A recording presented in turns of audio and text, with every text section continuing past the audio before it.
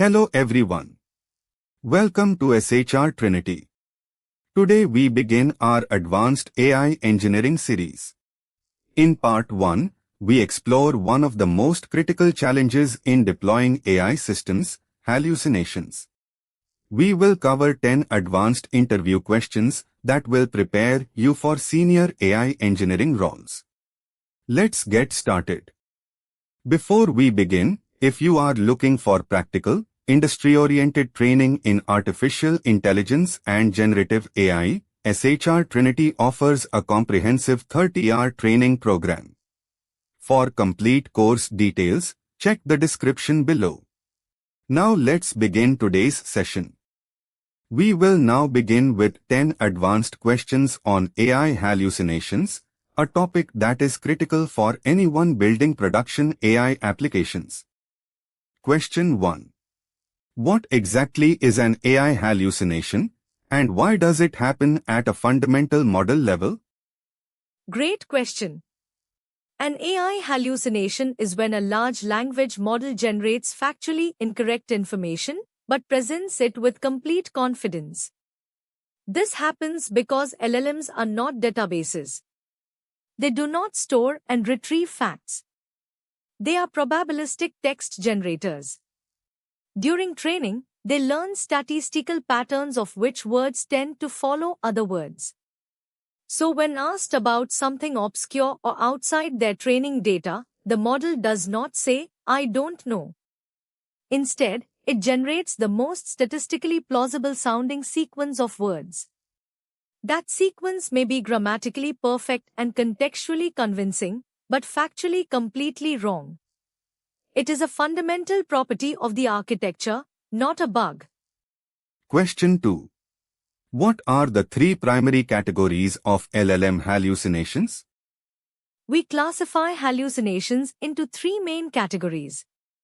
The first is factual hallucination, where the model states something that is objectively false, like inventing a fake research paper citation.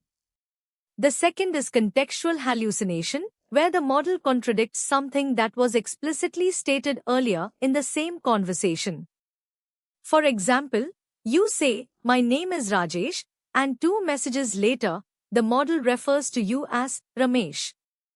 The third is source hallucination, which is critical in RAG systems. The model is given a document to summarize, but it invents details or quotes that are not present in that document at all. Question 3. How does temperature in LLM inference influence the rate of hallucinations? Temperature is a critical tuning parameter. It controls how creative or random the model's token selection is. At temperature 0, the model always picks the single highest probability next token. This makes it very deterministic and factual. As you increase the temperature towards 1 and beyond, the model starts sampling from a broader distribution of possible tokens, making it more creative, but also more prone to straying from facts. For production systems where accuracy is non-negotiable, like a medical diagnosis assistant, you must set temperature to 0 or very close to 0. High temperature is great for creative writing, dangerous for factual retrieval. Question 4. What is Retrieval-Augmented Generation and how does it mitigate hallucinations? RAG, or Retrieval-Augmented Generation, is the most widely adopted architecture for grounding LLMs in facts. The core idea is simple. Before asking the LLM to answer, you first retrieve relevant documents from a trusted database using a vector search. You then inject those raw documents directly into the LLM's prompt. You tell the model, "Answer only based on the following context." Do not use your internal knowledge. This forces the model to extract answers from verified sources rather than generating them from statistical patterns. The result is dramatically fewer hallucinations because the model has actual evidence to work from, not just its training memory. Question 5. What is the lost in the middle problem in RAG systems? This is a critical failure mode in RAG.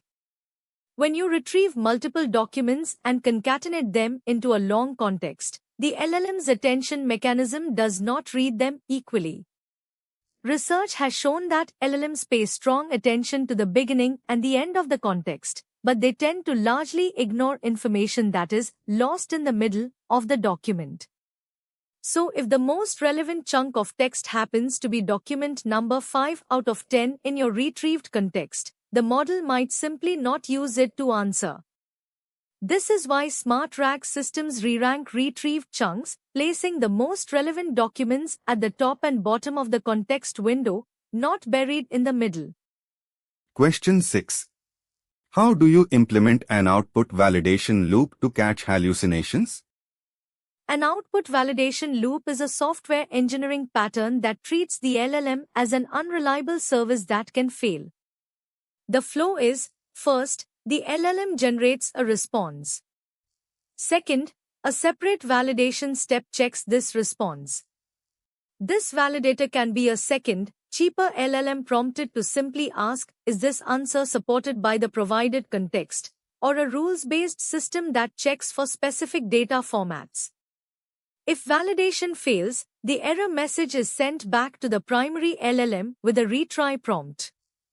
You loop this process up to 3 times before surfacing a fallback error to the user.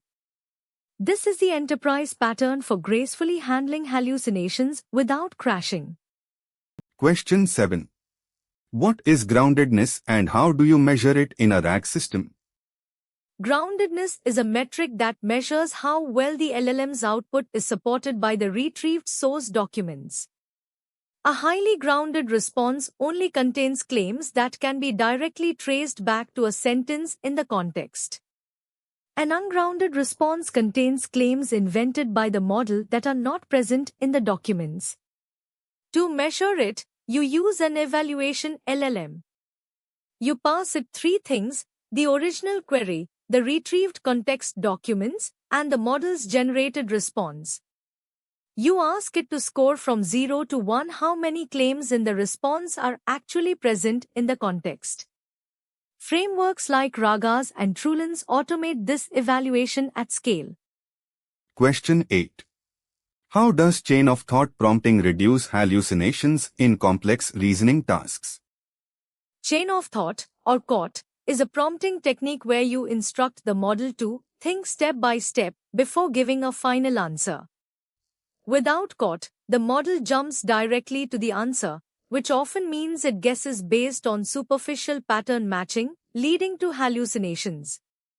With COT, the model is forced to generate its reasoning process as text. This step-by-step scratchpad acts as a self-correction mechanism. As the model writes out its logic, it can detect contradictions and course-correct before committing to a final answer. For mathematical, logical, and multi-step questions, COT has been shown to dramatically reduce error rates. Question 9. What are confabulations and how do they differ from standard hallucinations? Confabulation is a term borrowed from psychology, referring to when a brain fills gaps in memory with invented, but subjectively plausible, information. In LLMs, confabulation specifically refers to hallucinations that are internally coherent and stylistically convincing. For example, an LLM might invent a fake academic paper citation, complete with a realistic-sounding author name, journal name, volume number, and publication year. Everything about it sounds real, but the paper does not exist. This is more dangerous than an obvious error because it passes superficial review. Standard hallucinations might be obviously wrong. Confabulations require active fact-checking to detect. Question 10. How would you design a production monitoring system to detect and alert on hallucinations in real time? A production hallucination monitoring system has 3 layers. The first layer is real-time validation, where every LLM response is passed through a groundedness check before being shown to the user. If the score drops below a threshold, the response is blocked and replaced with a fallback. The second layer is async logging. Every prompt and response is stored in a database. A background evaluation job, running via RAGAs or a custom LLM judge, scores every response for faithfulness and groundedness on a delay. The third layer is an alerting dashboard.